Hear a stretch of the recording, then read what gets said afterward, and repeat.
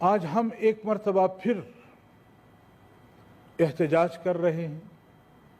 لیکن میرے خیال میں اگر آپ اجازت دیں اور میری یہ رائے قبول کریں کہ پارلیمنٹ جو ہے وہ یہاں سے انڈیا کے سفارت خانے تک پارلیمنٹ کے تمام ممبران واک کر کے جائیں اور وہاں جا کر ان کے سفارت خانے کے سامنے احتجاج کریں، تاکہ دنیا کو معلوم ہو کہ واقعتاً پاکستان کا مسلمان بھی اپنے جناب رسول اللہ صلی اللہ علیہ وسلم سے محبت میں کسی سے پیچھے نہیں ہے۔ اور ہمیں انتہائی افسوس ہوا، اور میں یہ مطالبہ کروں گا اس پارلیمنٹ کے سامنے کہ صرف مودی نہیں